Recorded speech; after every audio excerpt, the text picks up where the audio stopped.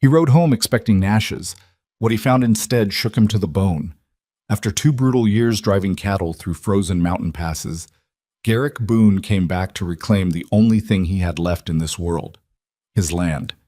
But standing on his porch, calm as Sunday morning, was a silver-haired woman he had never seen before, 56 years old, weathered hands, eyes that didn't flinch, and she had the nerve to ask him why a stranger was riding onto her property.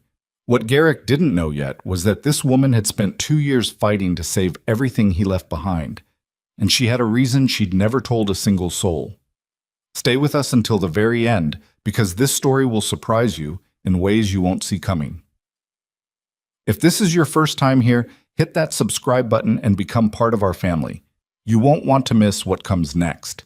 Drop a like and tell us in the comments what city or country you're watching from. I want to see just how far this story has traveled. The trail down from the Calderback Range was nothing but frozen mud and loose shale, and Garrick Boone had been riding it for 6 hours straight without stopping to eat. His horse, a big roan gelding named Cutter, moved with the stiff-legged gait of an animal that had been pushed too hard for too many days and had run out of patience somewhere around the second mountain pass. Garrick understood the feeling. He hadn't slept more than 4 hours at a stretch in 3 weeks. He smelled like cattle sweat and campfire smoke, and the cold had worked its way so deep into his left knee that the joint clicked every time Cutter shifted beneath him. He was 44 years old and felt closer to 60. 2 years on a cattle drive through the high country had a way of doing that to a man. But he was almost home. That was the thought he had been turning over in his mind like a smooth river stone, wearing it down to its smallest form. Almost home. That was enough. The valley opened up below him just as the afternoon light started going flat and gray, the sun buried behind a ceiling of clouds that promised snow before morning. From the ridge, he could see the full sweep of the Boone property, 43 acres of bottomland pasture along the Teller Creek, a stand of pine along the eastern fence line, and the ranch house itself sitting on the low rise above the creek bend. He stopped Cutter at the top of the ridge and looked down at it for a long moment. Something was wrong. Not wrong in a bad way. Wrong in a way he didn't have words for yet. Because the place looked good. Better than good. The fences along the lower pasture were standing straight, the posts new enough that the wood still showed pale against the dark soil. The barn roof, which had been losing shingles since before he left, had been patched and retarred. And the cattle in the south field weren't the scattered, half-starved bunch he'd been picturing in the back of his mind for 2 years. They were fat, winter-ready. He could see that from the ridge, and there was smoke coming from the chimney. Garrick sat there for a moment, watching that thin thread of smoke rise and bend in the wind. Then he clicked his tongue at Cutter and started down. Mom. He came through the gate at a walk, one hand loose on the reins, his eyes moving across everything with the automatic wariness of a man who had spent 2 years making sure he didn't get surprised. The yard was swept clean. The water trough by the barn had been reinforced with new planking. The wood stacked against the side of the house was cut and split and piled high enough to last through February. He was still trying to work out what any of it meant when the front door opened. The woman who stepped onto the porch wasn't young. She had silver-streaked hair pulled back from her face, not tidily. It was a working woman's arrangement, the kind that starts the morning pinned and ends it half-escaped. She was wearing a heavy canvas work coat over a dark wool dress, and her boots were the kind with the mud still on them from whatever she'd been doing before she heard a horse in the yard. Her hands, when she folded them in front of her, were the hands of someone who had been doing rough work for a long time. The knuckles were prominent. The skin was dark from weather. She looked at him with a steadiness that he didn't quite know how to account for. Not hostile, not frightened, just assessing. "Can I help you?" she said. Garrick pulled Cutter to a stop 10 feet from the porch steps. "Beg your pardon?" "I asked if I could help you." Her voice was even. Not unfriendly exactly, but not warm either. "You're on private property." He stared at her. "I'm on my property." She didn't move, didn't blink. "I don't think that's right." "Ma'am?" He kept his voice level, but something was starting to tighten in his chest that had nothing to do with the cold. "My name is Garrick Boone. This is the Boone Ranch. I have owned this land for 11 years. For the first time, something shifted in her expression. It wasn't quite surprise. It was more careful than that, the look of someone who had just heard something they needed to think about before they responded to it. Garrick Boone, she said slowly, and the way she said it made it sound like a name she was checking against a list in her head. That's right. She looked at him for another long moment. The wind moved through the yard and rattled the bare branches of the cottonwood near the fence. Finally, she said, Garrick Boone has been dead for over a year. The words landed flat, the way cold water does when it hits you unexpectedly. He heard them, understood them individually, and still couldn't quite make them add up to something sensible. I'm not dead, he said, so I'm starting to gather. She still hadn't moved from the porch. The county filed a death declaration on you 14 months ago. After you didn't come back and nobody had word of you, the declaration went through. I was in the high country, the Calderback passes. You can't get word in or out of those camps for 6 months at a stretch. I know, she said it quietly. I know that now. He looked at her. She looked back at him. The smoke from the chimney kept rising. Who are you? He finally asked. Eleanor Whitlock, she said. I've been here for just over 20 months. Why? She held his gaze for a moment. Then she said, You'd better come inside. This isn't a conversation to have standing in a cold yard. He tied Cutter to this post by the barn and followed her in. The inside of the house stopped him in the doorway for a moment because it wasn't the way he'd left it. When he'd ridden out 2 years ago, the place had been functional. That was the most generous word for it. A man living alone for years accumulates a particular kind of disorder that isn't quite dirt and isn't quite mess, but is something between the two. And Garrick had been no exception. The walls had been bare. The furniture had been rough. There had been 1 pot and 2 plates and a coffee tin that doubled as everything else. The house he was standing in now had curtains on the windows. Not pretty curtains, not the kind you'd see in a townhouse. Plain cotton, a dark blue-gray that matched the winter light outside. But they were there. The table had been scrubbed until the grain of the wood showed through. There were 2 chairs instead of 1, both solid, with the look of things that had been repaired rather than replaced. A cast-iron pot sat on the stove, and the smell coming from it was onions and something savory that made his stomach turn over in a way that reminded him he'd eaten nothing since before dawn. Eleanor hung her coat on the hook by the door with the automatic efficiency of someone who had been doing it in that exact spot for a long time. She moved to the stove without asking him anything, poured coffee from the pot on the back burner into a tin cup, and set it on the table. Sit down, she said. Not unkind, just practical. He sat. He wrapped both hands around the cup and felt the heat move up through his palms. The coffee was strong and bitter, and the best thing he'd tasted in 6 weeks. Eleanor sat across from him. She folded her hands on the table, those weathered hands with the prominent knuckles, and she looked at him with an expression he was having trouble reading. There was something in it that wasn't quite relief and wasn't quite grief, but it was closer to both of those things than it was to anything else. Start from the beginning, he said. How did you end up on my ranch? She was quiet for a moment. He got the sense that she was deciding how much to say and in what order. When the death declaration went through, she began, there were men in this valley who had been waiting for exactly that. Burl Stanton, the Cuther brothers. They had been watching this land for years. Garrick knew those names. He kept his face neutral. They started moving on it immediately. Stanton had already spoken to the bank about assuming the debt on the property. The Coethers were planning to split the eastern pasture between them and absorb it into their holdings. There was a meeting, I heard about it secondhand from the miller's wife, where they sat down and divided up your 43 acres between them like they were cutting a pie at supper. And you came out here to stop them. She looked at him steadily. Yes. Why? Again, that pause, long enough that he noticed it. There are some things I'm not ready to tell you yet, she said. Not tonight. Not until I know more about who you are now and not who people said you were. She paused again.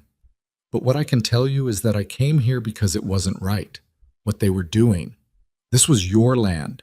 You'd built something here, and the fact that you were gone, that didn't make it theirs." He studied her face. There were lines in it that told a story of their own, not just age, but weather and difficulty, and the particular kind of exhaustion that comes not from one hard year, but from a long accumulation of them. She wasn't a soft woman. He didn't think she'd ever been a soft woman. "How did you stop them?" he asked.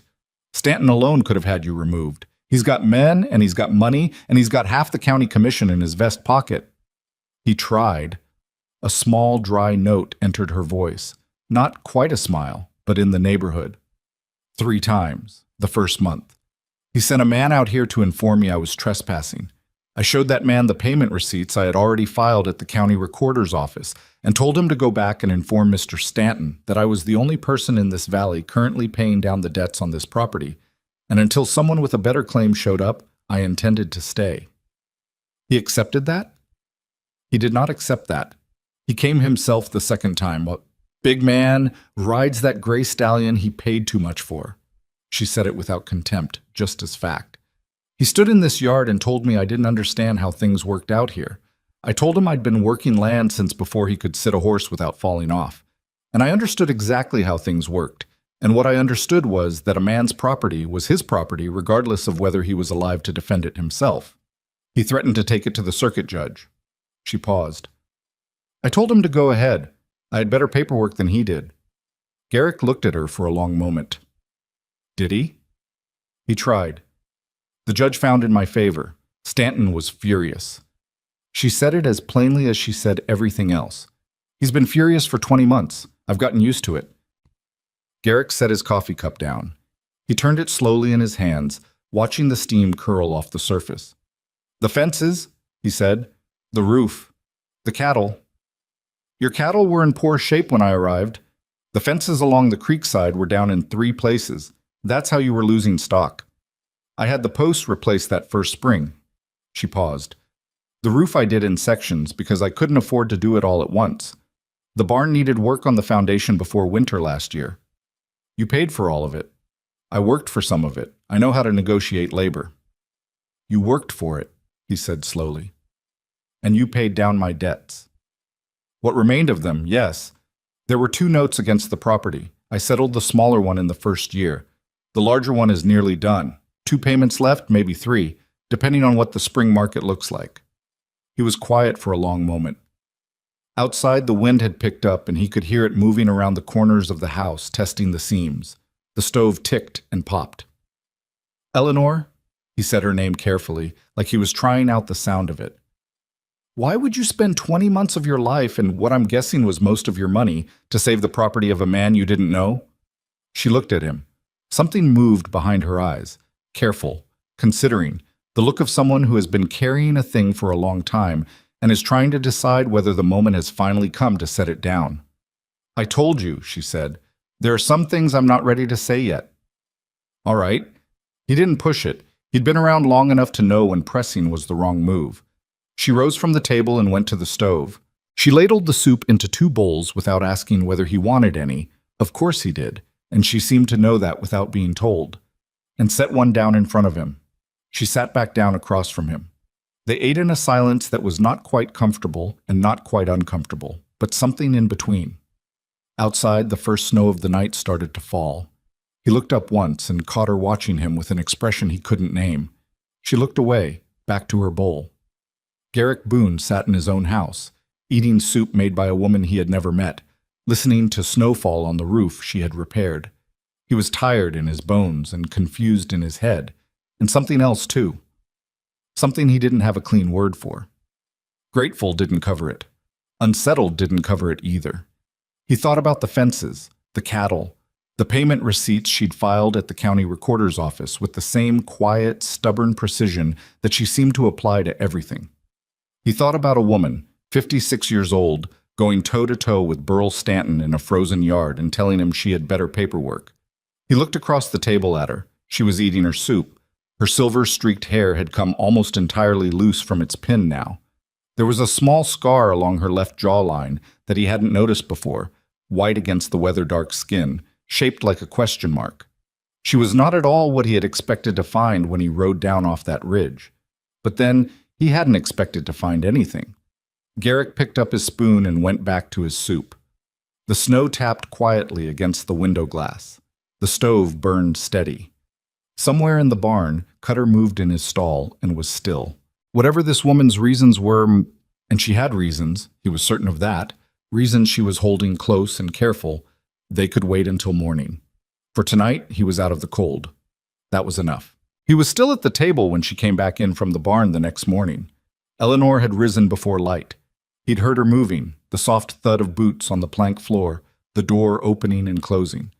And she'd been out there long enough that the coffee she'd left on the stove had gone from hot to warm to somewhere below that. Garrick had poured himself a cup anyway and sat with it, watching the gray light come up outside the window and thinking about everything she'd told him the night before and everything she hadn't. She came in with her coat dark at the shoulders from snow, carrying a pail of milk with the matter-of-fact efficiency of someone who had been doing that particular chore for longer than she cared to count. She set the pail on the counter, hung her coat, and turned to find him watching her. "You didn't sleep," she said. It wasn't a question. "I slept some." She looked at him in a way that suggested she didn't believe that, but wasn't going to argue the point. She poured herself coffee and sat down across from him again. Same chair as the night before. Same posture. Back straight, hands folded on the table, nothing performative about it. Just a woman who carried herself a certain way because that was how she'd learned to hold the weight of things. "I need to understand what happened here," Garrick said. "All of it, not just the pieces you decided I was ready for last night." Eleanor looked at her coffee cup. She was quiet for a moment that stretched out long enough to have edges on it. "I know," she said finally. "I've been thinking about that." "And?" She looked up at him. "And I think you've earned the right to hear it." She told it slowly, the way people tell things they've held on to for years, carefully, in order, without embellishment, because the plain version is hard enough without adding anything to it. She'd been a widow for 9 years. Her husband, Clarence Whitlock, had died of a fever in the spring of the year Garrick had first bought the Teller Creek property, leaving her with a homestead 40 miles north, a mortgage that Clarence had taken out without telling her the full extent of it, and a son who was 12 years old and not yet capable of being the man the situation required. She'd kept it together for 3 years through a combination of stubbornness and the kind of quiet desperation that doesn't look like desperation from the outside because it can't afford to. Then the drought hit. 2 seasons back-to-back with not enough rain, and the note on the Whitlock homestead came due in a year when she had nothing liquid to pay it with. The bank in Teller Falls was not a patient institution. The man who ran it, a narrow-faced man named Aldous Mercer, who Eleanor described without hostility, but with a precision that said she had thought about him many times over many years, had given her 30 days to settle the debt or vacate. She had gone to every man of means in the county. She'd had a clear plan, solid collateral, and a track record of making payments even through the hard years. Every door closed, some of them politely, some of them less so. "How did you hear about me?" Garrick asked. "I didn't." She wrapped both hands around her coffee cup. "I'd never heard your name. I didn't even know who you were." She paused. "Mercer called me into his office on the 28th day. He told me the bank had found a buyer for the property, and the transaction would be finalized the following morning, and I needed to understand that there was no longer any course of action available to me." She said it flatly, without drama, because it had clearly been a day without any drama in it. Just a door closing in a quiet room. I walked out of that office and sat down on the steps outside the bank because my legs stopped working right for a few minutes. Garrick didn't say anything. "A man came out and sat down next to me," she continued. "I'd never seen him before. Big man, trail-worn, looked like he'd been riding a long way. He asked if I was all right. I told him no, because I was too tired to lie about it. He asked what was wrong." She paused. "I don't know why I told him. I don't make a habit of telling strangers my business, but I told him." The room was very quiet. The snow outside had softened to something barely falling, more like the air just deciding to be white for a while. "He went into the bank," she said. "He was in there for about 20 minutes. When he came out, he handed me a receipt. The debt had been settled in full." She looked at Garrick steadily. He told me to get home before the weather turned. He was back on his horse and down the street before I'd gotten my voice working properly. Garrick set his cup down on the table. I didn't know your name, she said. I asked around town, but nobody seemed to know who he was. Just a man passing through, they said. A cattleman. It took me almost 2 years to find out. She held his gaze. By the time I knew who you were, you'd already left on the drive. And then the months started passing and word came back that you weren't coming home. He exhaled slowly through his nose. How much did you ask around? Enough to know what you'd paid.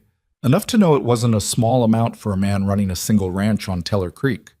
A pause. Enough to know you hadn't told anybody you'd done it. The fire in the stove had burned down to coals. Garrick got up, fed it 2 pieces of wood from the pile by the hearth, and stood there for a moment with his back to her. He could feel her watching him. I didn't want anything for it, he said. I know that. Her voice was quiet.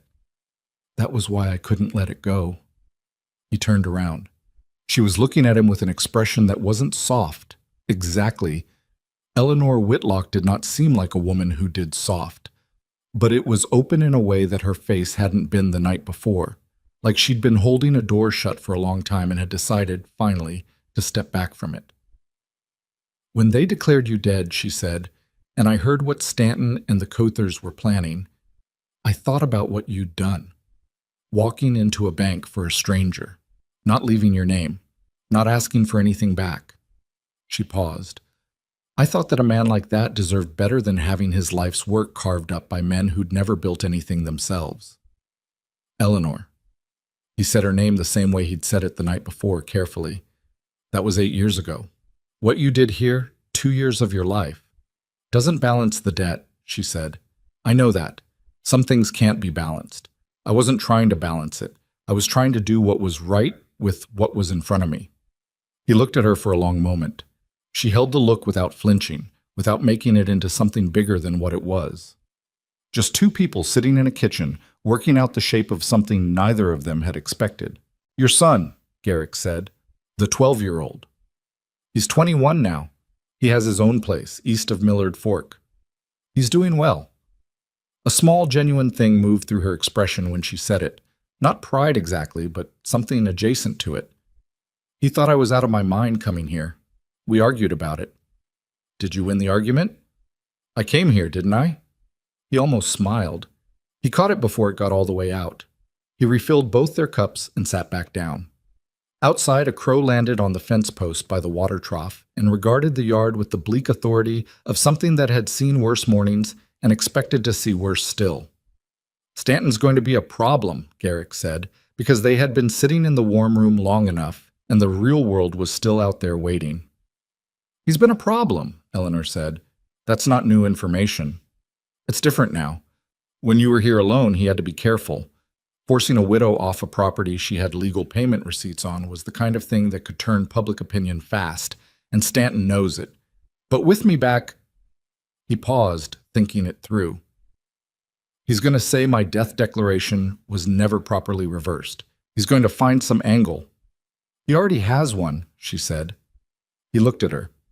2 days before you rode in, a man came out here from the bank. Not a writer, an official in a suit coat, which was its own kind of statement. He informed me that in light of certain irregularities in the documentation of the property debt payments, the bank was initiating a review. She said the word with the flat precision of someone repeating something they've been thinking about since they heard it. He left before I could ask him what irregularities. I've been waiting to find out. Aldous Mercer still running that bank? Mercer retired 4 years ago. The man running it now is named Harlan Grigg. He came in from somewhere east, bought a stake in the institution, and has been making himself useful to the powerful men in this valley ever since. She paused. He and Stanton have dinner together twice a month. Garrick leaned back in his chair. It creaked under him. An old chair repaired, the joints re-glued and the back rail reinforced with a strip of iron that Eleanor had clearly added herself. He noticed things like that now. The small repairs that spoke of someone who fixed what was in front of them instead of waiting for it to get worse. You kept copies of everything, he said. Every payment receipt, every piece of correspondence with the bank, every note I filed with the county recorder. She stood up, went to the small cabinet in the corner of the room, a cabinet he hadn't noticed the night before, or had noticed without registering its significance, and opened it.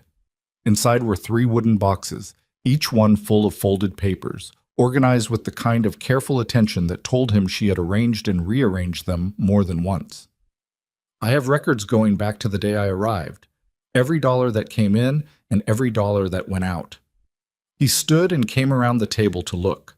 She pulled one of the boxes out and set it on the counter, opened it, and fanned several papers out for him to see. The handwriting on them was clear and unornamented. A practical hand, not a pretty one. The writing of someone who cared more about being readable than about being admired. Payment confirmations. Correspondence with the bank in both directions. Land tax receipts stamped by the county office. A surveyor's report on the fence lines, dated 18 months back. Notes in Eleanor's hand cataloging repairs made to the property, with dates and approximate costs. Garrick went through them slowly. He was not a man who read slowly. He'd had enough schooling and read enough contracts in his life to move through a document at pace. But he went through these slowly because they deserved it. Because each piece of paper represented a decision she had made, sometimes alone in a cold house. To stay when leaving would have been easier. "The surveyor's report," he said, holding it up. "Why did you commission this?" "Because Stanton moved a fence line on the north boundary last spring, pushed it about 8 feet east. I had the survey done and filed the discrepancy with the county. He moved it back." She said it without satisfaction or triumph, just fact. "Did he give you trouble over it?" "He sent 2 men out here the following week.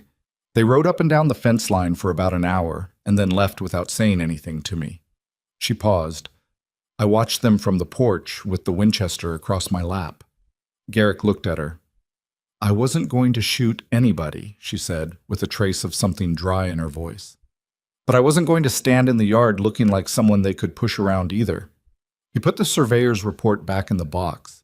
He looked at the rest of the papers, the careful, unbroken record of 20 months of someone fighting for something that wasn't even hers to claim. "Eleanor," he said, "I don't know how to—" "Don't," she said. Not sharp, but definite. "Don't say whatever you're getting ready to say. I didn't do it so you'd be in debt to me. I did it because it was what needed doing. We can leave it there." He looked at her. She was watching him with that same steady, assessing look she'd had when he rode into the yard the day before. He understood now that it wasn't wariness exactly, though it had wariness in it. It was the look of someone who had learned, through accumulated difficulty, not to take anything at face value until they'd had time to examine it. "All right," he said. She put the papers back in the box and closed the cabinet with a quiet click. They spent most of that day working. There was no discussion about it, no negotiation. There was simply work that needed doing, and they both knew how to do it, and so they did it. Garrick checked the cattle in the south field, counted heads, looked at the condition of the pasture and the state of the winter feed stores in the barn. Eleanor split wood in the yard, working with a methodical efficiency that told him she had been doing it alone for long enough that she'd developed a rhythm for it. In the afternoon, he repaired a section of fence near the creek that had taken damage from the weight of the first snow. She brought him coffee without being asked, looked at the repair, said, "The brace post needs to go deeper," and was right. They ate supper the same way they'd eaten breakfast, in a silence that had started to feel less like the absence of conversation and more like its own kind of communication. He was a man who had spent years in the company of other men on cattle drives, and those years had taught him that you learned more about a person from how they moved through a day's work than from anything they told you about themselves. What he was learning about Eleanor Whitlock was considerable. She was efficient without being rigid. She made decisions fast when they needed making and held off on them when holding off was smarter. She had opinions about how things should be done and was willing to say so, but she wasn't interested in argument for its own sake. If you showed her a better way, she looked at it squarely and adjusted. She was not easy in the way that soft people were easy. She was easy in the harder way, the way that comes from knowing exactly what you're capable of and not needing anyone else to confirm it. That evening, as the temperature dropped and the fire burned low and both of them were feeling the day in their joints and their backs, Garrick asked a question that had been sitting in the back of his mind since morning. Did you ever think about giving up in the 20 months? Eleanor was quiet for a moment. She was mending something. A shirt of his, he realized, one he'd left behind, the collar frayed to threads, and she kept her eyes on the needle as she answered. Once, she said. About 8 months in. Stanton's man came out here with a written offer. Buyout price for the property. It was a fair number. She paused. I sat with it for 2 days, turned it over a lot. What made you say no? She looked up from the mending. I thought about what it meant if I said yes. Stanton wins. The Cuthers get their acres, and somewhere out there, whether you were dead or not, the thing you'd built was just gone, used up by men who didn't deserve it. She looked back down at the shirt. I'd already seen what that looked like. My husband's homestead, Mercer and the bank, people taking things because they'd found the moment when the person holding them was too tired to fight. She pushed the needle through the fabric and pulled it back with a quick, sure motion. I've been too tired to fight before, she said. It doesn't end well. So I made a decision a long time ago that tired wasn't going to be enough of a reason anymore. Garrick looked at her across the table. The lamp between them threw a low, uneven light that caught the silver in her hair and the fine lines around her eyes and the scar along her jaw that he still hadn't asked about.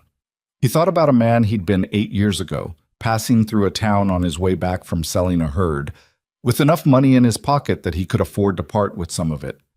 He thought about a woman sitting on the steps of a bank with her legs not working right. He thought about the fact that he'd done it without thinking too hard. It had seemed simple enough, a thing that needed doing and the means to do it sitting right there in his pocket, and ridden away without looking back. He had not imagined that it would come back to him like this. He had not imagined it coming back at all. I don't remember you, he said quietly. From that day. I'm sorry for that. She looked up from the mending. Something moved through her expression. A small, complicated thing. I know, she said. You did it like it was nothing. That's how I knew it was genuine. She paused. Men who want to be remembered, make sure you remember them. He didn't say anything to that. There was nothing useful to say. Outside the window, the snow had picked up again, coming down in the steady, committed way of a storm that had decided it was staying for a while. The fire ticked and popped. Eleanor finished the collar on the shirt and set it aside and folded her hands on the table. They sat in the quiet house, and the snow came down, and the world outside was cold and getting colder. And in 2 days or 3, Burl Stanton would hear that Garrick Boone had come back from the dead, and everything was going to get harder before it got easier. But that was in 2 days or 3. Tonight, there was the fire and the lamp and the snow against the glass, and the knowledge that the thing Eleanor Whitlock had held together through sheer, unornamented stubbornness was still standing, and that the man it had been held together for was sitting right across the table from her, alive and present and beginning, slowly, to understand the full size of what she had done. Stanton came on the 4th day. Garrick had been expecting it. He'd spent the intervening days getting his bearings back, walking the fence lines, checking the cattle, reacquainting himself with the rhythms of a place he'd left 2 years ago, and which had, in his absence, become something different. Something better, if he was being honest with himself, though the honesty sat a little uncomfortably. A man didn't like to think that his property improved when he wasn't on it. Eleanor moved through those days the same way she moved through everything. Steadily, without ceremony, doing what needed doing and not making a production of it. They worked alongside each other with a naturalness that surprised him a little, given that 4 days ago they'd been strangers. But there was something about shared work that cut through the awkwardness faster than conversation could. You learned who someone was when you watched them handle a difficult animal, or decide where a fence post needed to be, or figure out on the fly how to fix something with the materials on hand. Eleanor made good decisions. She was also wrong sometimes, and when she was wrong, she acknowledged it without making a whole event out of it, which was, in Garrick's experience, rarer than it should have been. He was in the barn on the 4th morning when he heard horses in the yard, multiple horses, moving with the deliberate pace of men who wanted to be heard arriving.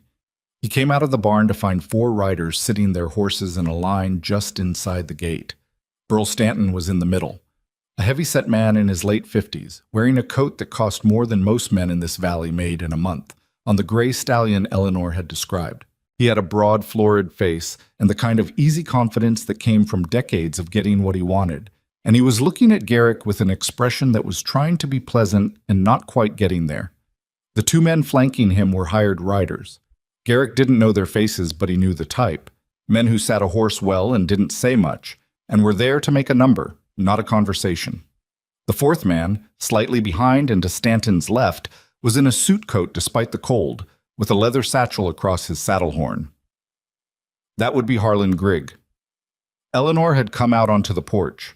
She stood there with her arms folded across her chest, watching. She had not brought the Winchester, which Garrick noted and appreciated. This wasn't a moment for that, not yet. Boone, Stanton said. He made the name sound like something he was identifying rather than addressing. Word got to me you were back. Word travels fast in this valley, Garrick said. It does. Stanton looked around the yard with the proprietary ease of a man surveying something he considers his. Place looks decent. Better than when you left it, if I recall. It is better than when I left it. Stanton's eyes moved briefly to Eleanor on the porch, then back. Heard you had some help with that. I did. A pause. Stanton shifted his weight in the saddle. Thing is, Garrick, you've been gone 2 years. County declared you dead. Legal process ran its course. There are questions now about the status of this property that need answering, and Harlan here, he gestured to the man in the suit coat, represents the bank's interests in making sure those questions get answered correctly. Harlan Grigg cleared his throat. He had a precise, careful face, the face of a man who measured everything twice before committing to it. Mr. Boone, the bank holds certain instruments connected to this property. In light of the irregular circumstances surrounding your absence and the subsequent death declaration, and given the somewhat unorthodox nature of the payment arrangements made during that period— Unorthodox, Eleanor said from the porch. Grigg looked at her. Mrs. Whitlock. You said unorthodox. I filed every payment at the county recorder's office. I have receipts stamped by your own institution. There is nothing unorthodox about any of it, except that it inconvenienced the men who thought this land was going to fall into their hands for nothing. Grigg opened his mouth and closed it again.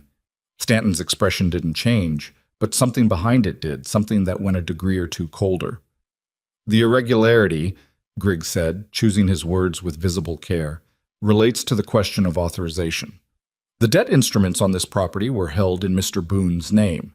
Payments made by a third party without explicit legal authorization from the title holder.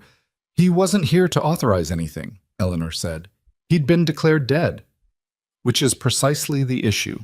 A death declaration initiates a legal process.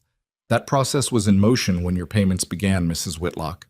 The bank's position is that those payments were made against an estate in the process of dissolution, and the question of whether they constitute a valid claim against the property or simply charitable expenditure remains, legally speaking, unresolved. The yard was very quiet except for the sound of the horses shifting and the wind moving through the cottonwood. Charitable expenditure, Garrick said. It's a legal term. I know what it is. He kept his voice even. You're saying that 20 months of payments filed properly and accepted by your institution might not count. That about the size of it? Grigg had the decency to look slightly uncomfortable. I'm saying the matter requires review. Review, Garrick said. By who? The bank, in the first instance, and if necessary, the circuit court. Judge Alderman, Stanton said, and something in the way he said it made clear that he already knew what Judge Alderman's disposition on the matter was likely to be. Garrick looked at him. How much time do we have? The bank will need an answer within 30 days, Grigg said. If the matter isn't resolved by then— If it isn't resolved, Stanton said, dropping the pretense of letting his banker do the talking, the property reverts. Simple as that. I'd be willing to make a fair offer. Cash purchase, quick close. Spare everyone the trouble of a court proceeding. I'll bet you would, Garrick said. Stanton looked at him steadily. There was nothing overtly threatening in the look. He was too careful a man for that, with witnesses present, but it was the look of someone reminding you of the size of the gap between you. Money, connections, legal instruments, hired men, the whole apparatus of a certain kind of power laid out in the air between them without a word being said. Think about it, Stanton said. He pulled the gray stallion around. The hired riders moved with him, and Grigg followed, the leather satchel bouncing against his saddle. They rode out through the gate and down the road without looking back. Garrick stood in the yard and watched them go. He heard Eleanor come down the porch steps behind him. "They've been planning this," she said. "They knew you'd come back eventually." Maybe. He turned it over in his mind. Or they had the argument ready in case. Either way, they've had legal advice on it. That wasn't improvised. "What do we do?" He looked at her. She was watching him with that steady, unreadable look. The one that he'd learned by now was not unreadable at all. It was just careful. She was waiting to see what kind of man he was when the situation required something of him. "We go through everything in those boxes," he said. "Every piece of paper. We build a case that's tighter than what they're bringing, and we find ourselves a better lawyer than whoever Stanton's using. There's only one lawyer in Teller Falls.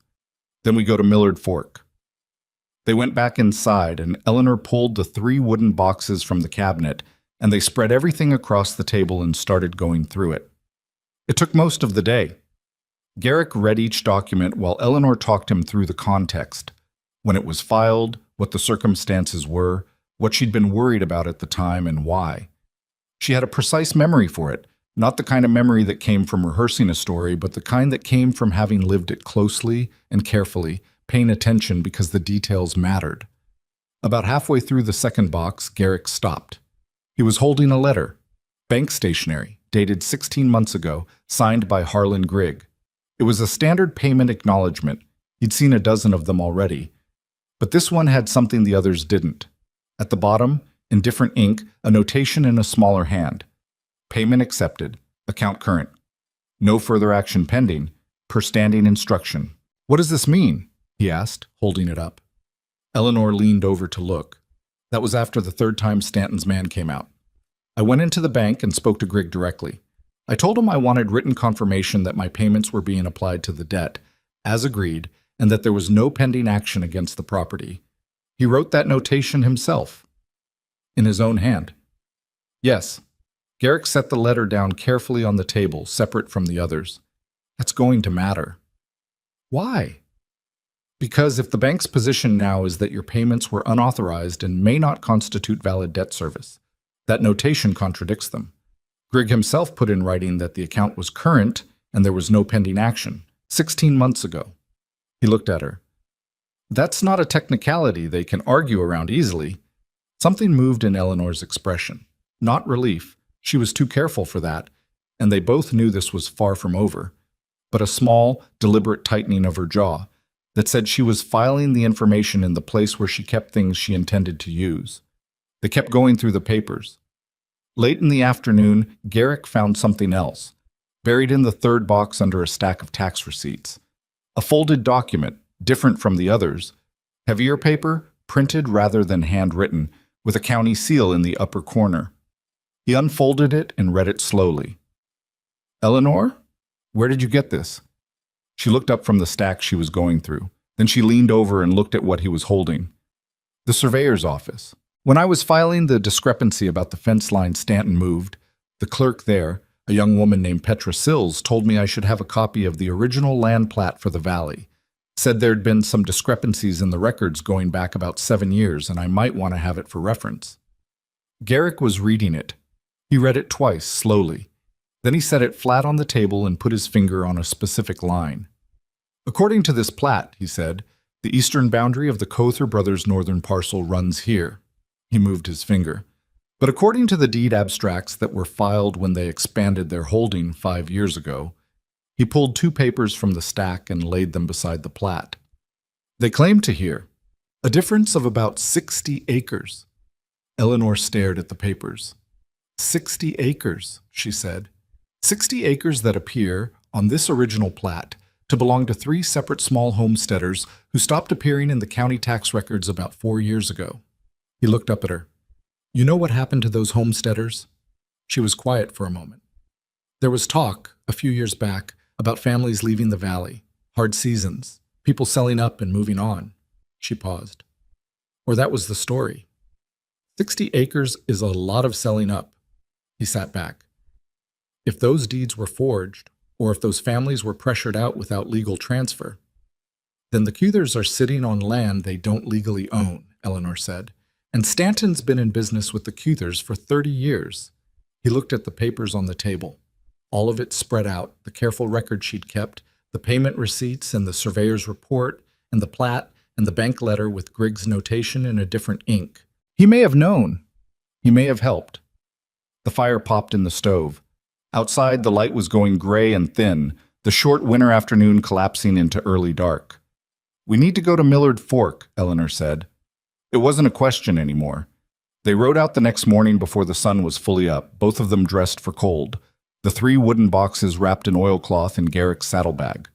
The ride to Millard Fork took 4 hours on good road and closer to 5 in the winter mud.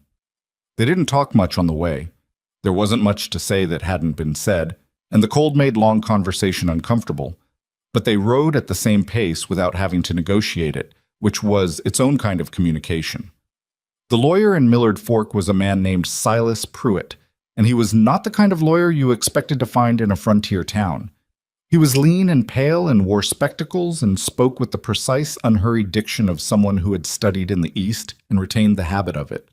His office was crammed with books and paper, and he had the slightly distracted air of a man who was always thinking about 3 things simultaneously. Garrick had heard of him through a man on the cattle drive who'd used him to fight a fraudulent bill of sale. The man said Pruitt was the most expensive lawyer in the county and worth every dollar, which was the kind of recommendation that actually meant something. Pruitt listened without interrupting. He let Eleanor lay out the history and Garrick fill in what he knew of the Stanton-Cuther situation, and he looked at every document they'd brought, spending more time on some than others. The bank letter with Griggs' notation held his attention for a full minute. The original land plat and the Cuther deed abstracts held it even longer. When they were done, he took his spectacles off, polished them with the corner of his vest, and put them back on. "Let's start with your immediate situation," he said. "The bank's argument is thin. This notation," he tapped the Grigg letter, "is going to cause them significant difficulty. A bank officer acknowledging in writing that payments are accepted and the account is current 16 months ago, and now attempting to characterize those same payments as unauthorized. That is not a position that holds up easily under examination." He paused. "It's not impossible that they push forward anyway. Judges in this circuit are not all equally inclined toward impartiality." "Stanton mentioned Judge Alderman," Garrick said. Pruitt's expression did not change, but something in it settled into a slightly more serious configuration. "I'm aware of Judge Alderman's relationships. I would want this matter heard by a different member of the bench. That is something I can arrange, though it takes time." "How much time?" "More than 30 days. That's what Grigg gave us." "Then our first move is to contest the timeline," Pruitt said, without any particular agitation about it. "We file a motion challenging the bank's right to impose a 30-day resolution window under the circumstances, given the documented payment history and the contradictory statements by bank officials. That buys us time and puts the bank on record as the aggressive party rather than the aggrieved one." He looked at them over his spectacles. "Courts respond to narrative as much as law. The narrative I want to build is a widow who paid a dead man's debts faithfully for 20 months, and a bank conspiring with powerful landowners to retroactively undo what they failed to prevent by honest means." "And the Cuther land question?" Eleanor asked. Pruitt looked down at the plat again. "That is a separate matter, and a considerably larger one. If what these documents suggest is accurate, and I would need additional research to establish that with confidence, then you are looking at potential fraud going back several years, involving land transfers that may not have been legal." He set the plat down carefully. "That kind of case does not move fast, but it changes the landscape entirely, if you'll forgive the expression. Men who are defending themselves against a fraud investigation do not have the same standing to press claims against others." "Can you take both?" Garrick asked. "I can." Pruitt named a figure. It was large. Garrick didn't let his face do anything about it. "Half now," he said. "Half when we win." Pruitt considered this. "Half now. A quarter when we prevail in the bank matter. A quarter contingent on the Cuther investigation producing actionable findings." "Done." They shook hands. Eleanor didn't say anything, but Garrick caught her looking at him sideways as they left. and he knew she was calculating the same thing he was. That the money he'd just committed was most of what he'd come back from the drive with, and if this went badly, they'd have very little left. He didn't let himself think about that too hard. The ride back was colder than the ride out, the wind having shifted to come straight down from the north, cutting across the flat stretches of road with a mean, personal efficiency. They stopped at a way station halfway back to warm up and eat something. The woman running it gave them soup and hard bread without much ceremony and left them alone by the fire. "You could have said no," Eleanor said. She was warming her hands around her bowl, not looking at him. To the retainer, that was a significant amount. "I know what it was. If Pruitt can't move things fast enough, or if the judge—" "Eleanor," he set his spoon down, "what would you have done? If Pruitt had asked you for that, and you'd had it—" She was quiet for a moment. "Paid it," she said. "Then we paid it." She looked at him. He picked his spoon back up and went back to his soup. After a moment, she did the same. They were back at the ranch by dark. The cattle were settled in the south field, their breath rising in small white clouds against the night air. The house was cold. They'd been gone all day. And Eleanor built the fire back up while Garrick saw to the horses. When he came inside, the room was warming, and she'd put coffee on. He sat down at the table. The boxes were gone, on their way back to Millard Fork with Pruitt, replaced by a strange emptiness on the counter where they'd lived for 20 months. "First thing tomorrow," he said, "I want to ride the eastern fence line, the boundary that runs adjacent to Cuther land. I want to see it myself." "You think they'll try something?" "I think Stanton's going to hear about our trip to Millard Fork before the week's out. He's got people watching." He looked at the fire. "When he hears we've got a lawyer, he's going to want to know what we know. And men who are worried about what you know have a history of trying to make the evidence disappear." Eleanor looked at him steadily. "What does that mean practically?" "It means we don't leave the property unattended. It means we're careful about who we talk to in town. And it means—" He paused. "Is there anyone in this valley you trust? Someone who isn't connected to Stanton or the Cuthers?" She thought about it seriously, not rushing the answer. "Petra Sills at the surveyor's office. She's the one who gave me the plat. She knew what she was giving me." A pause. "The miller, Hob Terrence. He's got no use for Stanton. They had a dispute over water rights 3 years ago that still isn't settled, and the widow Castle out on the North Road. She's lost 2 calves to what she thinks was deliberate fence cutting on the Cuther side, but she can't prove it. Any of them willing to say so in court?" "I don't know. Maybe, if they thought it was safe to." She folded her hands on the table. "People in this valley have been watching Stanton operate for 20 years. They know what he is. They're just afraid." "Fear makes sense when you're alone," Garrick said. "It makes less sense when you're not." Outside, the wind moved through the yard, rattling the bare branches of the cottonwood and testing the seams of the house the way it had been doing every night since he got back. But the seams held. Eleanor had seen to that. He looked at her across the table. 56 years old, silver-haired, with the scar along her jaw and the prominent knuckles and the unornamented way she sat in a chair, like someone who had never in her life had the luxury of being decorative. She had walked into this valley alone and stood in front of Burl Stanton with better paperwork and a Winchester across her lap, and she had held this place together by sheer force of judgment and stubbornness for nearly 2 years. Now the thing she'd been holding together was fighting back, and he was part of that fight, which was not what either of them had anticipated when he rode down off that ridge 4 days ago. He didn't say any of that. There was no need to. They both knew where they stood. "Get some sleep," he said instead. "We've got a long week ahead of us." Eleanor nodded once, pushed back her chair, and went to her room. The door closed quietly behind her. Garrick sat alone by the fire for a while, listening to the wind and the tick of the cooling stove, and the distant sound of the cattle settling in for the night.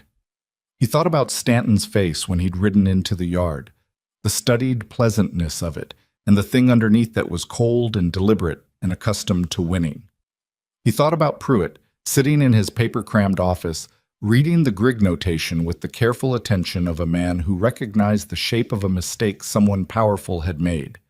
He thought about 60 acres on a land plat, and families who had stopped appearing in the county tax records, And the way Eleanor had said, or that was the story with that particular flatness in her voice, that meant she had long suspected the story wasn't the whole truth. They had 30 days on the bank's clock, and a lawyer working to extend it, and a set of documents that told a story much larger and more damning than the one Stanton had intended to be told. What they did not have was certainty, or ease, or any guarantee that the machinery of power and money that had been grinding against this land for 20 months was going to stop just because they'd found a good lawyer and some troubling paperwork. But they had what they had. And what they had, Garrick was beginning to understand, was more than either of them had started with. He banked the fire and went to bed. The wind kept on outside, cold and indifferent, the way frontier weather always was. Pruitt filed the motion on the 8th day, and Stanton's response came not through the courts, but through the fence line. Garrick found it on a Tuesday morning, the kind of cold, bright morning that looked almost cheerful from the window and hit you like a wall of ice the moment you stepped outside.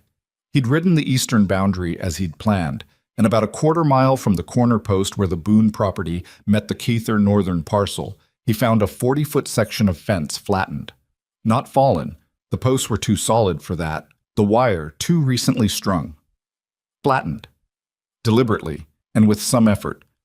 3 of the posts had been cut at ground level with something sharp, and the wire had been rolled back in a way that left the pasture open to the Keither side. 2 of his cattle had already wandered through. He got them back without much difficulty. They were winter slow and hadn't gone far, and then he stood at the break in the fence and looked across at the Keither land for a long moment. Nobody there.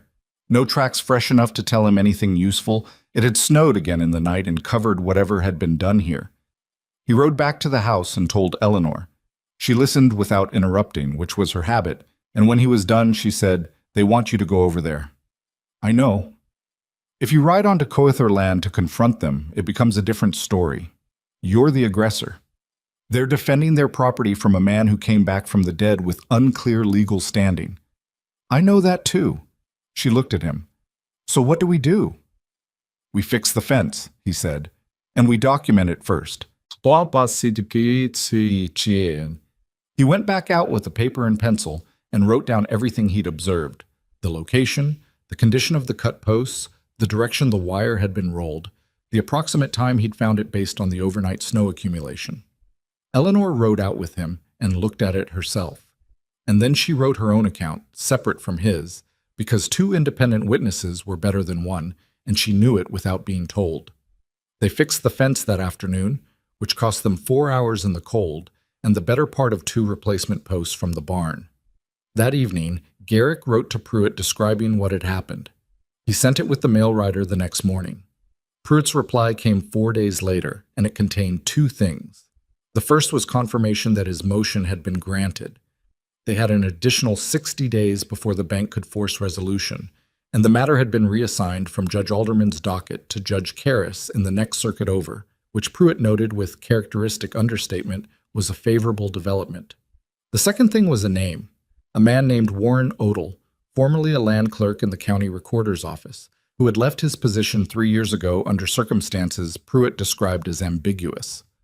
Odell was currently living in Millard Fork, and Pruitt had reason to believe he had direct knowledge of the deed transfers related to the Keither land expansion. Pruitt recommended they speak to him in person. It was Eleanor who went. Garrick's name was too visible now. Stanton would have eyes on anyone associated with the Boone property making trips to Millard Fork, and Eleanor reasoned, correctly, that she was less likely to be followed if she went alone. Garrick didn't like it, said so plainly, and she heard him out and went anyway.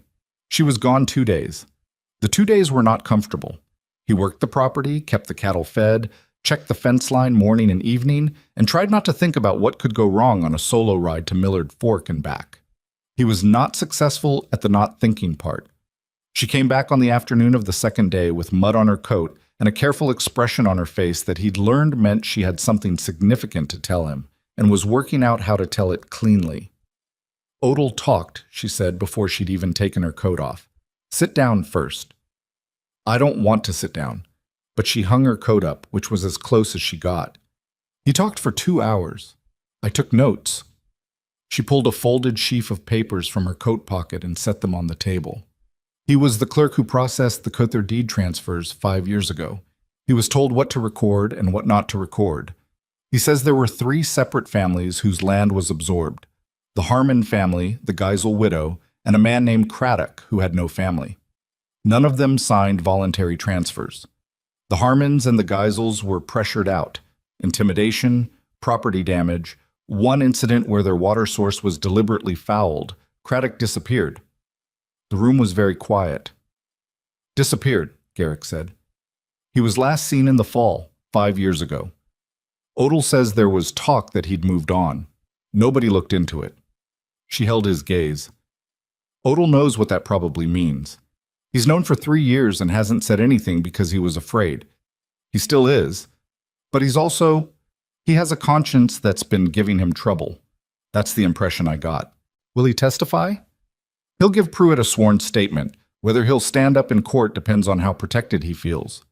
She sat down finally, the energy of the telling having run down to something more worn underneath it. He's not a brave man, Garrick. He's a man who did something wrong because he was told to and has been living with it.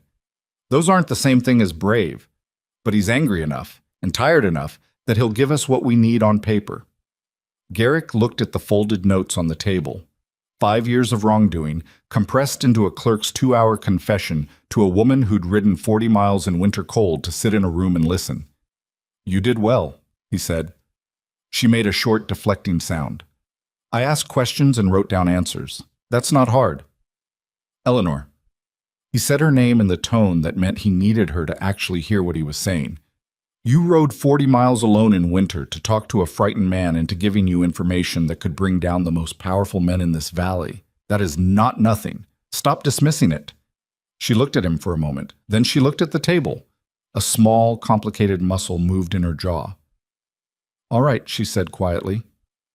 He sent Odell's statement to Pruitt the next day, along with the original land plat and the Cother deed abstracts. Pruitt responded within the week. He had been busy.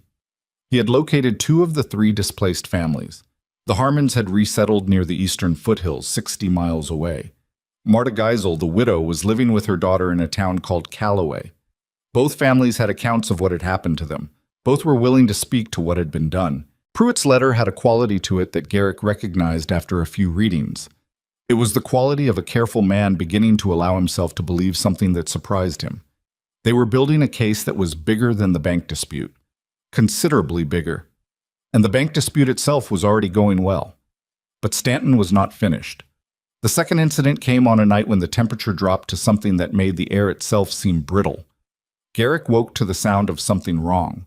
He couldn't have said specifically what, just a quality of noise from outside that didn't belong, and was out of bed and at the window in seconds. The barn was lit from inside with a flickering orange light that had no business being there. He was out the door with his boots half on before Eleanor appeared in the hallway. "The barn," he said, and she was right behind him. The fire had started in the hay storage at the back. Deliberately, from the look of it, oil started rather than sparked, burning with a greasy intensity that sent black smoke up through the gaps in the roof planking. They got the horses out first, both of them working fast and without talking, the animals panicked and difficult. Then they formed a bucket line between the water trough and the fire, which was 2 people doing the work of 8, and it was brutal, cold work that left them both soaked and coughing and running out of strength before the fire was halfway down. The barn did not burn to the ground. They saved most of it, lost the hay storage entirely, lost a section of the back wall, but the structure held and the horses were unharmed. By the time the fire was cold enough to leave, the sky was going pale in the east, and both of them were standing in the yard, covered in soot and ice water, breathing hard. Eleanor had a burn on her left forearm where a falling piece of burning wood had caught her. She hadn't said anything about it while they were working. He noticed it when the light got good enough to see it clearly. "Let me look at that," he said. "It's fine." "Eleanor." She held her arm out with the expression of someone tolerating a necessary interruption. He cleaned the burn as well as he could with what they had in the house and bandaged it, and she sat still for it and didn't complain, which told him it hurt more than she was letting on because Eleanor Whitlock did not sit still and not complain about things that didn't hurt. "This was Stanton," she said when he was tying off the bandage. "Most likely. We can't prove it." No, but Pruitt can use it. Pattern of behavior. He tied the last knot. A man who's worried about what we have in that lawyer's office is running out of legal options, so he's trying other ones. That tells a story, too. It tells a story, she said, looking at her arm. It also burned my hay storage. I'll get more hay. She looked up at him. Her face was gray with exhaustion and smudged with soot, and the silver in her hair had gone dark and flat from the water. She had a bruise developing along her right cheekbone from somewhere in the chaos of the night. He didn't know when she'd taken it, and probably she didn't either. She looked, in that moment, the full weight of everything she'd been carrying, and for the first time since he'd met her, he could see it sitting on her without the steadiness she usually kept over it. How long? She asked. Not specifically, just how long? He understood the question. Pruitt thinks the hearing on the bank matter is 6 weeks out. The fraud case is longer, months maybe. She nodded slowly. She'd known that. She was just needing to hear it stated plainly. I'm not going anywhere, he said. She looked at him. In case that was part of what you were asking, he said.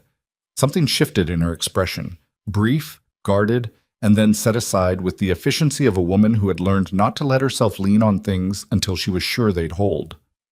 I wasn't asking that. All right, he said. I'm telling you anyway. She looked at him for a moment longer, then she nodded once and got up to put the coffee on. The weeks that followed were the hardest in a way that was different from the heart of the barn fire or the fence vandalism. Those things were acute, frightening in the moment, exhausting to deal with, but finite. The hardness of waiting was a different texture. It was the hardness of going about daily work while knowing that something large was moving slowly toward a conclusion you couldn't control. Checking the road for riders and the mail for word from Pruitt, and watching Stanton's land with the peripheral awareness of someone who knows they're being watched back. Stanton made one more move before the hearing. He sent Grigg to the property with 2 witnesses and a document. A revised assessment of the debt instruments, accompanied by a new legal opinion that questioned the validity of the county recorder's filings on procedural grounds. It was a complicated document full of the kind of language designed to sound more definitive than it was. Garrick read it twice and handed it to Eleanor, who read it once and said, "This is fear. What do you mean?" A confident man would wait for the hearing. A man who sends this, she tapped the document, is trying to make you settle before you get into that courtroom. He knows what's in there is going to go badly for him. She set the paper down. Send it to Pruitt tonight. He did. Pruitt's response was 3 sentences. The revised assessment was procedurally improper and would be challenged. The attempt to serve it directly to Garrick, rather than through legal counsel, was itself a violation. He was looking forward to the hearing. The hearing was held on a Thursday in late February in the circuit courthouse at Millard Fork. Garrick and Eleanor rode in the night before and stayed at a boarding house that smelled of old wood and boiled vegetables. They ate supper in the common room without talking much. The woman who ran the place, a stout and unsentimental woman named Mrs. Packer, looked at them across the table with the practiced assessment of someone who had been feeding travelers for 20 years. "Court business?" she asked. "Yes," Eleanor said. "Which side?" "Ours," Garrick said. Mrs. Packer looked at them both. "You look like you've had a rough winter." "We have," Eleanor said. "Well." She refilled their coffee without being asked. Rough winters end. It was not a profound thing to say, but Eleanor looked at the woman for a moment with an expression that said she'd needed to hear it, regardless. The courtroom the next morning was cold and full. Pruitt had done his work. The Harmon family was there, sitting in the gallery with the careful stillness of people who have traveled a long way for something important. Marta Geisel was there, a small, gray-haired woman who sat with her hands folded in her lap and watched the front of the room with an expression that was partly grief and partly something harder and more purposeful. Warren Odell was there, in a new coat that looked like he'd bought it specifically for the occasion, sitting as far from the Cuther brothers as the room allowed. Stanton was present. He sat behind his lawyer, a man from the Capitol, expensive-looking, with the controlled composure of someone who had sat in rooms like this before and expected to leave them satisfied. The Cother brothers, Marcus and Dell, were beside him. Marcus was the older one, heavy and deliberate. Dell was smaller, quicker looking, and kept his eyes moving around the room in a way that told Garrick he'd already noticed Odell and was doing math. Harlan Grigg sat at the far end of the opposing table, very straight, very pale, looking at no one. Eleanor sat beside Garrick at Pruitt's table. She was wearing her best dress, dark wool, plain, well-made, and her hair was pinned properly. She sat with her back straight and her hands folded and her face in that careful, readable only if you knew her expression. She had not told Garrick she was nervous. He had not asked because he could see it in the way she was holding herself, the slight over-precision of her stillness, and because asking would have been the wrong thing. He was nervous, too. He kept his hands flat on the table and focused on Pruitt. Pruitt was not a dramatic man in the ways that some lawyers were. He didn't perform. He built. He laid out the payment history, the documentation, the Grigg notation, the procedural violations and the bank's conduct, and he built it the way a competent man builds a fence, post by post, no gaps, no shortcuts, each piece locked to the one before it. Stanton's lawyer challenged the documentation's admissibility on 3 separate grounds. Judge Karras, a lean, gray-haired woman who had been on the bench for 15 years and showed it in the economy of her attention, overruled 2 and allowed 1, which had no material effect on the evidence already in. The Grigg notation was admitted.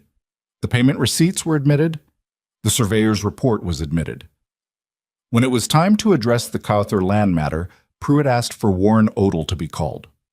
Odell walked to the front of the room like a man walking across ice, carefully testing each step. He sat down. He answered Pruitt's questions in a voice that started quiet and got steadier as he went, the way voices do when a man is telling the truth and discovers that the truth is easier to maintain than a lie. He described what he'd been instructed to do, by whom, and what he'd seen. He described the families. He described the nature of the transfers that hadn't been transfers. Del Cawthor said something under his breath. Marcus put a hand on his arm. Marta Geisel was called. She was 63 years old and had not spoken publicly about what had happened to her homestead in 5 years. She sat in the chair and looked at the judge and described being told by 2 armed men that her deed was being contested and she had a week to leave. She described leaving. She described the life she had built since, smaller and harder and in a place she hadn't chosen. She did not cry. She spoke with a flat precision that was more devastating than tears would have been. The Harmon family's account came through their eldest son, a man in his 30s who described what had happened to his parents' homestead with the contained anger of someone who had been waiting years for the right room in which to say it. Stanton's lawyer objected repeatedly. Judge Karras sustained fewer than half the objections. It went on for most of the day. By late afternoon, the judge called a recess and retired to consider. Pruitt told them it might be an hour or several hours. They waited in the courthouse hallway, Garrick and Eleanor and Pruitt, while the building emptied and filled, and the light through the high windows went from flat white to amber. "How do you think it went?" Eleanor asked Pruitt. "I think it went well," he said, which was the most openly positive thing Garrick had heard him say about anything. It was nearly dark when the judge returned. She ruled in Garrick's favor on the bank matter. His ownership of the property was confirmed. Eleanor's payments were legally valid debt service, and the bank's attempt to contest those payments was dismissed with the notation that the conduct of the institution had been, in her language, substantially improper. She referred the Grigg matter to the Banking Commission for separate review. On the Cawthor land question, she ordered a full investigation by the county land office, froze all transfers and claims associated with the disputed parcels, and issued a notice to the Cawthor brothers that criminal referral was being considered pending the investigation's findings. She did not look at Stanton when she spoke. She didn't need to. The courtroom was very quiet for a moment after she finished. Then there was a sound from the gallery. Not applause, not celebration, just a slow release of held breath from the Harmon family and from Marta Geisel, who put both hands flat on her knees and closed her eyes briefly. Eleanor sat perfectly still. Garrick looked at her. She was looking at the table in front of her, and whatever was happening in her face, she was keeping it there between herself and the table, not offering it to the room. He didn't say anything. He just put his hand flat on the table beside hers, close enough that the side of his hand was touching the side of hers. She didn't move away. They stayed like that for a moment while Pruitt gathered his papers and the room began to move again around them. Outside, walking to the boarding house in the cold dark of a February evening, Eleanor pulled her coat tighter and said nothing for 2 blocks. Then she said, "I didn't let myself believe it would actually work." "I know. I kept telling myself it might not." "I know that too." She was quiet again for half a block. "Did you believe it?" He thought about it honestly. "I believed we had the truth. That's not always enough, but it was what we had." He paused. "And I believed you. You built those boxes for 20 months. Nobody builds boxes like that unless they're building something real." She made a short sound that was not quite a laugh but was adjacent to one. "Boxes. You know what I mean?" "I do." She stopped walking. He stopped too and looked at her. She was standing in the middle of the dark street, in the cold air, with her breath showing white, and her expression doing something complicated that she wasn't quite managing to contain the way she usually did. 20 months, she said. "I've been doing this for 20 months, and I didn't know. I didn't let myself think about what happened after, if there was an after." "There's an after," he said. She looked at him for a moment, then she nodded, once the way she nodded when a thing was settled. She started walking again. He fell into step beside her. They walked the rest of the way back to the boarding house in a silence that was not empty but full of something neither of them had yet put into words. Mrs. Packer had left supper for them, covered on the table. They ate it without fanfare, cold roast and bread, and the last of the coffee from that morning. The building was quiet. The fire in the common room was burning low. Eleanor ate half her plate and then sat with her hands around her cup, not quite present in the room. Garrick finished his food and watched her from across the table in the easy, unguarded way he'd developed over the past weeks. The way you look at someone when you've stopped being a stranger to them, but haven't fully named what you are instead. "What happens now?"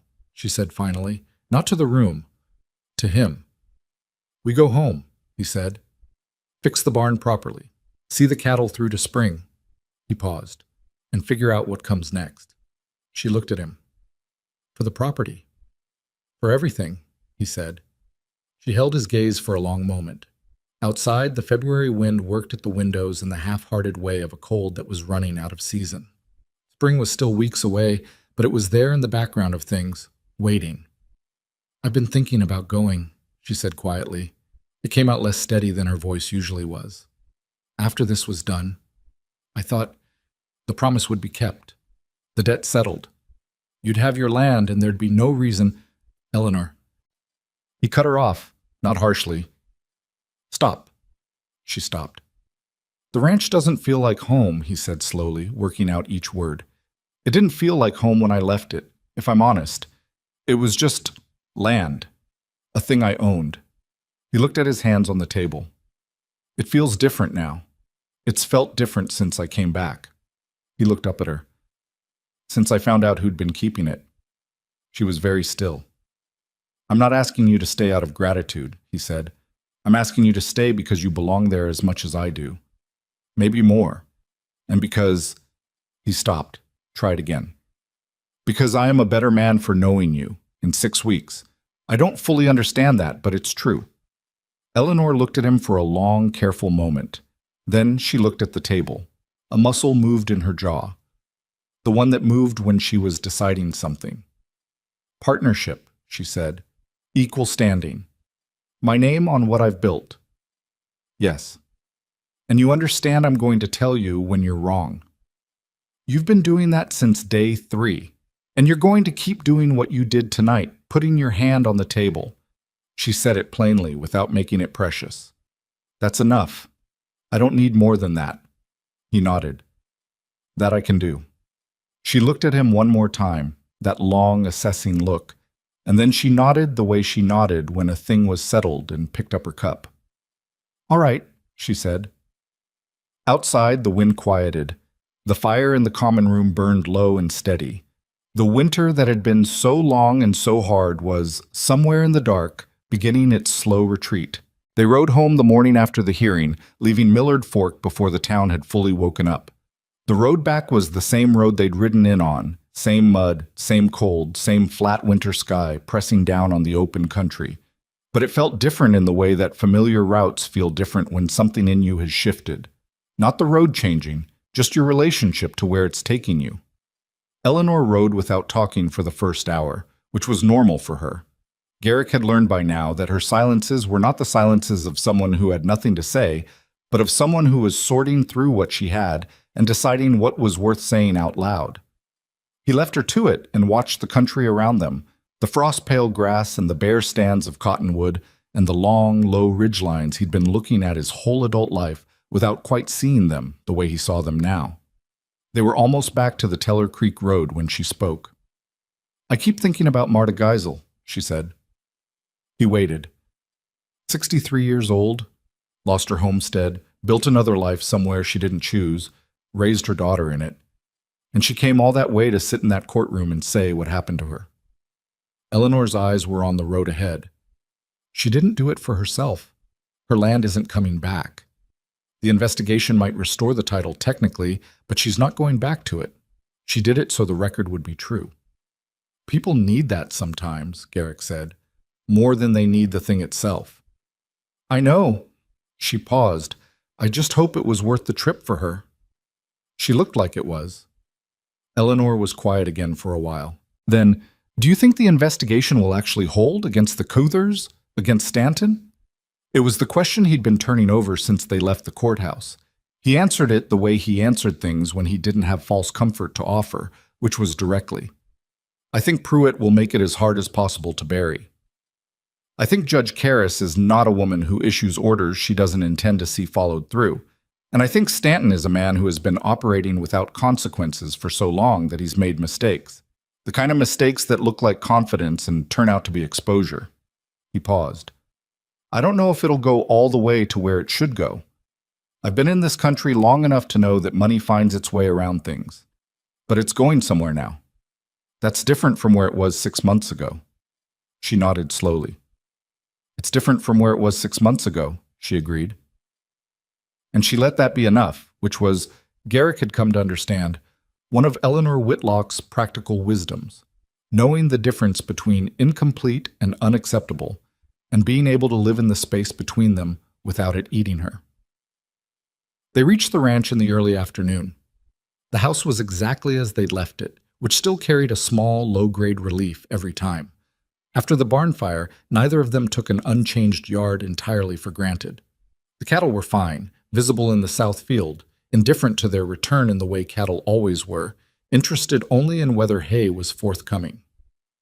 Garrick put up the horses. Eleanor went inside and got the fire going and had coffee ready by the time he came in, and they sat down at the familiar table in the familiar kitchen and drank it. And the ordinary texture of the moment was so different from the tension of the past weeks that Garrick felt the fatigue hit him all at once, like something that had been waiting politely for the right time to arrive. "Sleep," Eleanor said, looking at him. "I'm fine." "You look like something the horses dragged in." "That's probably accurate." "Go sleep. The cattle aren't going anywhere."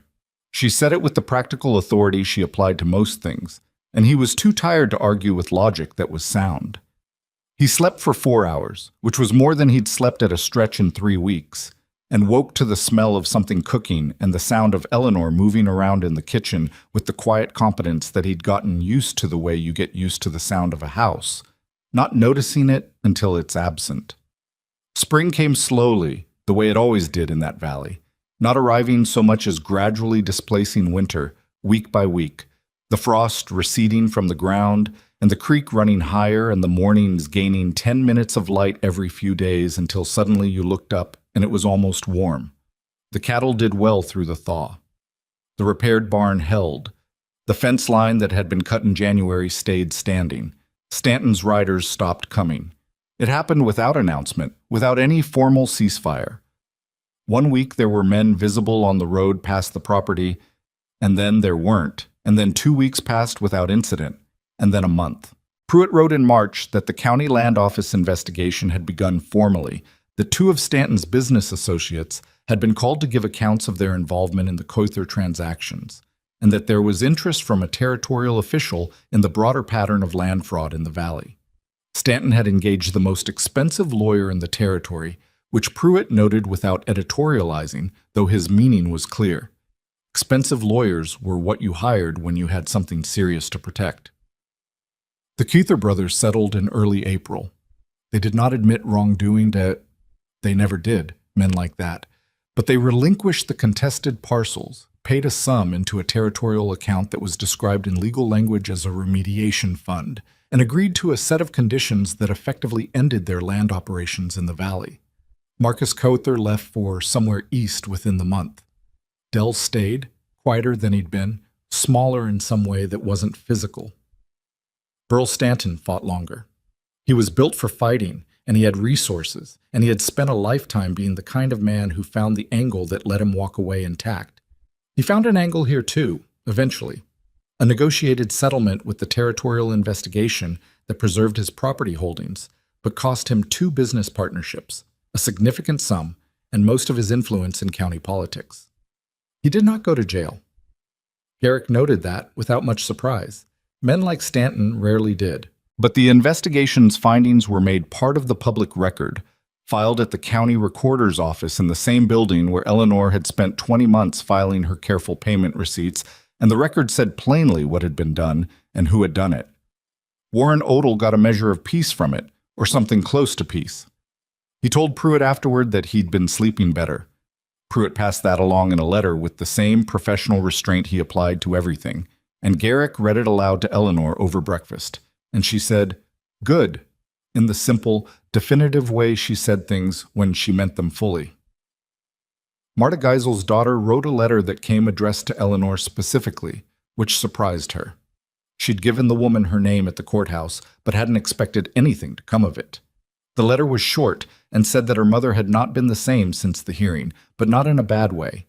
It said that for years Marta had carried what had happened like something she owed the world an apology for, as if losing the homestead had been a failure of character rather than an act of deliberate harm done to her. Sitting in that courtroom and saying it plainly, having people listen, having a judge write it into the record, had shifted something. The letter said she'd planted a garden this spring for the first time in years. It didn't say anything more than that, but it didn't need to. Eleanor folded the letter and put it in the cabinet where the 3 wooden boxes had been. The boxes were gone. Pruitt still had the documents, but she'd found other things to put in the cabinet over the months. The burn on her forearm had healed to a scar that was visible when she pushed her sleeves up, which she did whenever she was working, which was most of the time. Eleanor's son, Caleb, came to visit in May. He was 21, broader across the shoulders than his mother, and with her same economy of expression, though it sat differently on a young man's face, less settled, still working out its final form. He rode in on a bright morning and tied his horse at the post and stood in the yard looking at the property with his mother's same assessing way, and Garrick liked him immediately for it. Caleb shook his hand with a firmness that had something measuring in it. "Mr. Boone." "Garrick." Caleb looked at the repaired barn, the new fence sections, the cattle in the south field. He looked at the house. Then he looked at his mother, who was standing on the porch watching the 2 of them with the expression of a woman who was prepared for whatever was about to happen. "You did all this?" he said to her. "Most of it," she said. "Garrick did some." "I came back to most of it done," Garrick said. Caleb looked at them both. Something in his face shifted, the measuring quality giving way to something less guarded. "She told me what she was doing out here," he said, "when she came to see me before she left. She didn't ask my permission. She told me." A pause. "I thought she'd lost her mind." "Reasonable conclusion," Eleanor said. "I was wrong," Caleb said simply. He looked at Garrick. "She told me what you did for her, 8 years ago, with Mercer in the bank." "It was a simple thing," Garrick said. "That's what she said you'd say." Caleb looked at him squarely. "It wasn't simple to her. It wasn't simple to me growing up in a homestead we got to keep." He said it without sentimentality, just fact. So, Garrick agreed. They had supper, the 3 of them, that evening, and Caleb stayed 2 days, and Garrick watched Eleanor with her son. The way she was differently at ease with him, less guarded, the particular quality of patience she had that was more visible when directed at someone she'd raised. And he thought about what she'd built in her life. The son, the homestead she'd saved, and the one she'd come here to save, the way she moved through things. He thought about what it meant that a person could carry a debt of gratitude for 8 years and act on it the way she had. Not impulsively, not sentimentally, but with the full weight of adult commitment, knowing what it was going to cost. That was not a small thing. It was possibly the least small thing he'd ever been adjacent to. Before Caleb left, he took Garrick aside briefly, out by the barn, the kind of private moment a young man engineers when he has something he wants to say without his mother hearing. "She's not easy to live alongside," Caleb said. "She's got opinions on everything, and she's right about most of them, which is the annoying part. I've noticed. She doesn't ask for things. If she needs something, she'll figure out a way to not need it before she'll ask." He looked at Garrick steadily. "You have to pay attention." "I know that too." Caleb looked at him for a moment. Then he nodded, the same decisive nod his mother had. "All right then." The summer was the best season the Boone property had seen in years, and Garrick understood, watching it unfold, that this was partly good luck and partly the result of 20 months of Eleanor's management decisions that he was now benefiting from. She had rotated the grazing in a way that let the south pasture recover. She had negotiated a water agreement with Hob Terrence at the mill that gave the property reliable access through the dry months. She had, in her unannounced and methodical way, built relationships with the people in the valley who were worth knowing and kept a respectful distance from the ones who weren't. Petra Sills from the surveyor's office came out in June, ostensibly to verify the restored boundary markers, and stayed for coffee and 2 hours of conversation that had nothing to do with boundary markers. She and Eleanor had the easy rapport of women who had recognized something in each other quickly and not needed much time to establish it. Garrick stayed out of the way of that conversation, which seemed the right call. The Widow Castle, from the North Road, brought a jar of preserves in July and ended up staying most of the afternoon. She was a small, sharp-tongued woman in her late 60s who had apparently been wanting to say things about the Cawthor brothers and Burl Stanton for several years and had now been given the occasion. She said them with considerable energy. Eleanor listened, added what was useful, and declined to add what wasn't, and the Widow Castle left looking lighter than she'd arrived. Slowly, in the way that slow things happen, not as a moment, but as an accumulation, the shape of life on the property became something different from what either of them had been living before. Not easier, exactly. The work was still hard and the seasons were still unforgiving, and the cattle were still occasionally infuriating in the particular way of animals that have no opinion of your schedule. The barn roof needed attention again in September, a different section this time, and fixing it took 4 days and left Garrick's shoulder sore for a week. The creek flooded in October and took out a section of the lower fence, and they spent 2 miserable days in the cold water getting it back up. But there was a difference in hard work done alongside someone who knew what they were doing and was doing it with you. Garrick had worked alone for most of his adult life, on the ranch before the drive, and on the drive itself, where you were surrounded by people but essentially solitary in the way that moving cattle across hard country made every man solitary. He had thought he preferred it. He had thought the complications that came with other people were not worth the trade. He'd been wrong about that, which was not a comfortable thing to admit, but he'd been wrong about it. Eleanor was not easy, as Caleb had said. She had sharp opinions and the frustrating habit of being right about most of them, and she had a stubbornness that was useful in crisis and occasionally maddening in the small daily negotiations of shared life. She could hold a silence so long it developed its own gravitational pull. She was not expressive in the ways that made expressiveness obvious. She didn't emote, didn't soften her words to cushion them, didn't perform warmth to make other people comfortable. But she was present, completely, consistently present, paying attention to the things that mattered with a quality of attention that Garrick had come to understand was its own form of care, maybe the deepest form, the kind that didn't need to announce itself because it simply was, every day, in the way she moved through the world and the people in it.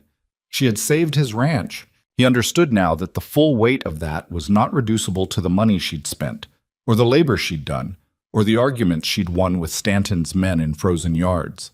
She had looked at something that was disappearing and decided it was worth preserving. She had done that alone, without any guarantee he was coming back, without any promise of return or recognition for 20 months. That kind of commitment didn't come from obligation. It came from something in a person's character that was present before the circumstances gave it occasion to show itself. He had walked into a bank 8 years ago and settled a stranger's debt because it had seemed like the obvious thing to do, and he had walked away without thinking about it again. He had not understood until now that a single unremarkable act of decency could change the entire shape of another person's life, and that person's child's life, and the life of a homestead, and the lives of 3 families whose land had been taken by men who believed there was no one paying enough attention to stop them. There was no moral in that which he could have stated cleanly without it sounding smaller than it was. So he didn't try, he just held it, the way you hold something that's too large for a simple description. In October, Pruitt wrote that Stanton's settlement had been finalized. The territorial investigation had closed with its findings formally recorded. The Harmon family had received a portion of the remediation fund sufficient to establish a new homestead if they chose. Marta Geisel had declined her portion, saying she wanted it applied to the fund for the other families instead, which Pruitt noted in his characteristic plain manner, and which Garrick read aloud and then set down quietly on the table. In November, the deed was reissued. A single document processed at the county recorder's office by Petra Sills herself, which Eleanor said she appreciated. Garrick's name as title holder, Eleanor's name beneath his, designated co-holder and primary operating partner, recognized as such by the county on the basis of her documented contribution to the property's preservation and debt resolution. Eleanor held the deed in her hands for a long moment when it came, just looked at it. She didn't say anything. She set it on the table and went back to what she'd been doing, which was mending a section of harness that had finally given up under the stress of the fall work. And Garrick let her because he knew what the silence meant, and it didn't need filling. Later that evening, when the fire was down and the lamps were low and outside the first real cold of the coming winter was making itself known in the way the house settled and creaked, Eleanor said, "I want to plant more along the creek in spring. The bank erosion got worse this year." "I was thinking the same thing," he said. "Willows, maybe." Willows. She considered it. Yes, that'll work. They talked about the spring planting for a while. Practical, specific, the kind of conversation that was about the future without making a declaration of it, which was the way both of them preferred to talk about things that mattered. The fence sections they wanted to rebuild properly before the ground froze. The possibility of adding to the herd if the winter market held. The section of the south pasture that could be opened up if the water agreement with the mill held through another dry season. Garrick looked at her across the low burning lamp. She was leaning slightly forward with her elbows on the table, turning something over in her mind with that familiar expression of a woman who was thinking 3 things ahead. The silver in her hair caught the light. The scar along her jaw was in shadow. Her hands, those prominent knuckled, weathered hands, were folded loosely on the table. He thought about the man he'd been 2 years ago, riding down off the Calderback Range on a worn-out horse, with nothing in mind except reclaiming a property he'd never been fully at home in. He thought about what he'd expected to find, which was not much. Some damage, some disorder, the slow decay of an unattended place. He thought about the smoke rising from the chimney and the woman on the porch who had looked at him with that assessing calm and asked if she could help him. He had not known, standing in that yard, that she was going to change what home meant to him. You never know those things in the moment. The moments that reorient your life rarely feel large when they're happening. They feel like a woman on a porch, asking a reasonable question, in a cold yard, in the middle of an ordinary winter afternoon. "What are you thinking about?" Eleanor asked, without looking up from her hands. "Nothing worth reporting," he said. She glanced up at him, looked at him with that clear, unornamental look. "You're a bad liar." "I know." She held his gaze for a moment. Then she looked back at her hands with the small, controlled thing that moved through her expression sometimes. The thing that wasn't quite a smile, but lived in the same neighborhood. Outside, the winter wind worked at the corners of the house the same way it always did, persistent and indifferent, testing the seams. The seams held. They held because Eleanor had spent 20 months making sure they would, and because Garrick had come back to find them holding and understood what that meant and decided to stay. People talk about second chances as if they arrive announced, with clarity and ceremony, as if you know when you're in one. That's not how it works. A second chance looks like a cold yard in a stranger's property, and a woman who kept 3 boxes of receipts in a cabinet and argued with Burl Stanton without flinching. It looks like ordinary days doing hard work alongside someone who pays attention. It looks like a deed with 2 names on it, sitting on the corner of a kitchen table, unremarkable in its appearance and enormous in what it means. Garrick Boone had ridden home expecting ashes and found something he hadn't known to look for.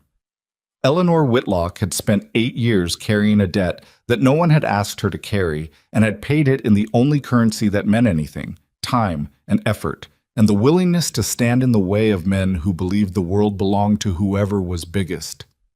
Neither of them was young. Neither of them was easy. Neither of them had arrived at this without the accumulated weight of everything that came before, the losses, the hard years, the things they'd learned about the world that couldn't be unlearned. They carried all of that. They carried it alongside each other now, which was different from carrying it alone in ways that didn't need to be enumerated to be understood. The fire burned low in the stove. The wind blew. The cattle were settled in the repaired barn. Spring was months away and would bring its own work, its own difficulties, its own surprises that couldn't be anticipated from here. They stayed at the table a while longer, talking about willows and fence posts and the spring market for cattle, 2 people making plain and practical plans for a future that neither of them had seen coming, in a house that had been kept standing by stubbornness and care and the long, quiet power of a debt paid not because it was owed, but because it was right. That was enough. It was, in fact, more than enough. It was the kind of thing that lasts.